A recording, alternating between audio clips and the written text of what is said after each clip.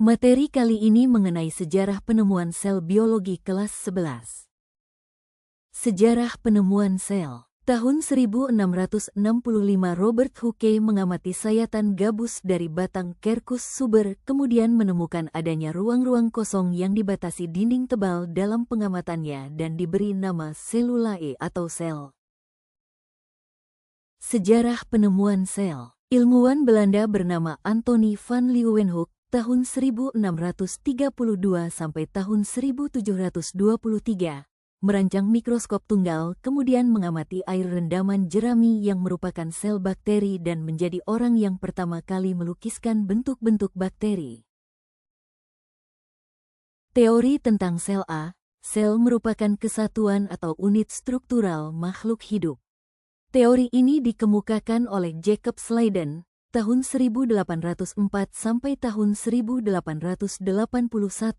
dan Theodor Swan tahun 1810 sampai tahun 1882. 1. Tiap makhluk hidup terdiri dari sel. 2. Sel merupakan unit struktural terkecil pada makhluk hidup. 3. Organisme bersel tunggal terdiri dari sebuah sel. Organisme lain yang tersusun lebih dari satu sel disebut organisme bersel banyak. Teori tentang sel B. Sel sebagai unit fungsional makhluk hidup. Max Schulte, tahun 1825 sampai tahun 1874, menyatakan bahwa protoplasma merupakan dasar fisik kehidupan serta AI tempat berlangsung reaksi-reaksi kimia kehidupan C. Sel sebagai unit pertumbuhan makhluk hidup. Rudolf Virchow, tahun 1821 sampai tahun 1902, berpendapat bahwa omnis cellula ex cellulae, semua sel berasal dari sel sebelumnya. Teori tentang sel D. Sel sebagai unit hereditas makhluk hidup. 1.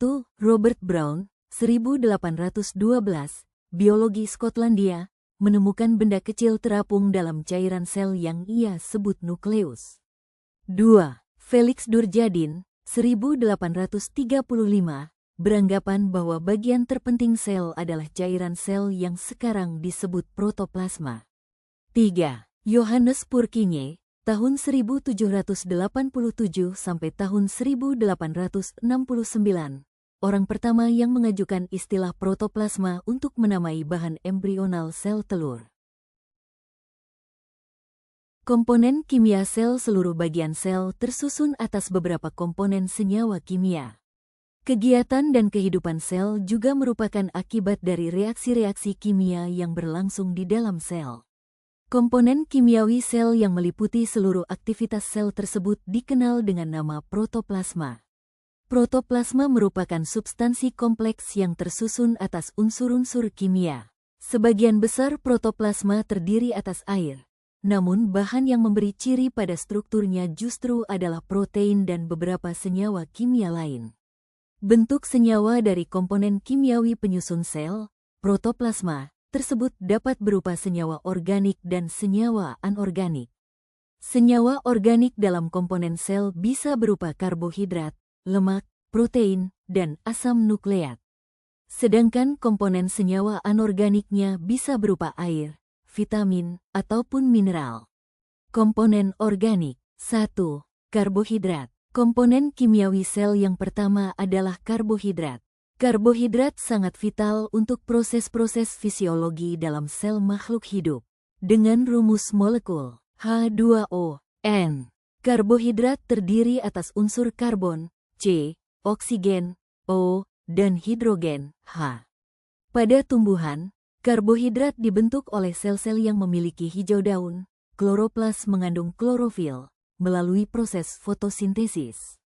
Berdasarkan fungsinya, karbohidrat dapat dikelompokkan menjadi karbohidrat sederhana sebagai sumber energi di dalam sel, karbohidrat rantai pendek sebagai cadangan energi, serta karbohidrat rantai panjang sebagai komponen struktural organel dan bagian sel lainnya.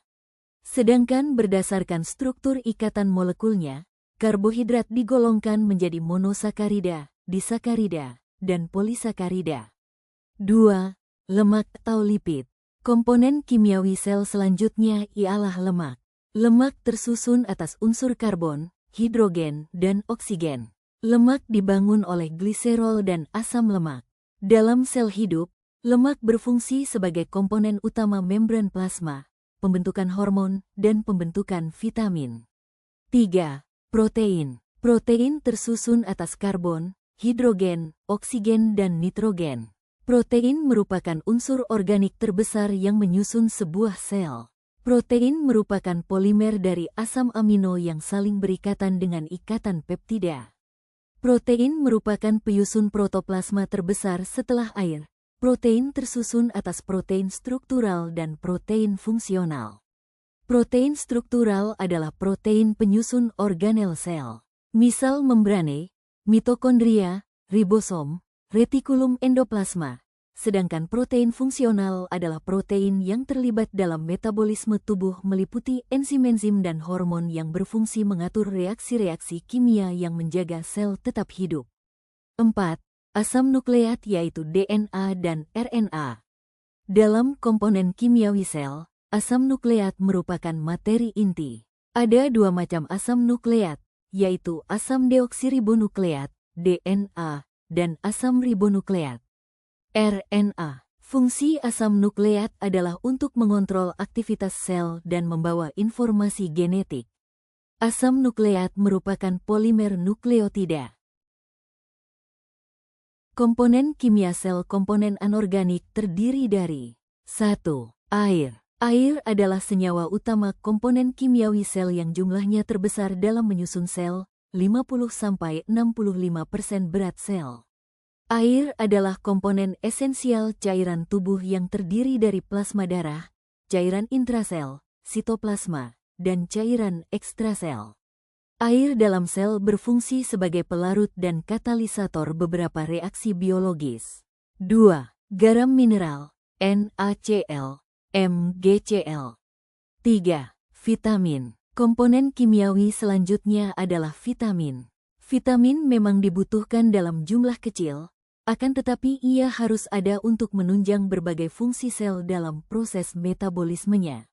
Peran vitamin adalah mempertahankan fungsi metabolisme, pertumbuhan, dan sebagai penghancur radikal bebas.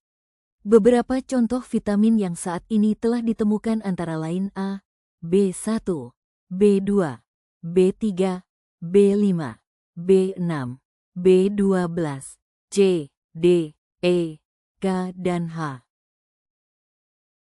Komponen kimia sel unsur makro dan mikro terdiri dari mineral adalah komponen struktural sel yang berfungsi dalam pemeliharaan fungsi dan kerja metabolisme, pengaturan enzim, menjaga keseimbangan asam dan basa. Di dalam sel, mineral ada yang terkandung dengan jumlah yang besar makroelemen dan dalam jumlah sedikit mikroelemen. Unsur makro, oksigen, karbon, hidrogen, nitrogen, dan kalium. Selain itu juga terdapat sulfur, fosfor, kalsium, magnesium, natrium. Unsur mikro besi, tembaga, kobal, mangan, seng, molibdenum, boron, dan silikon.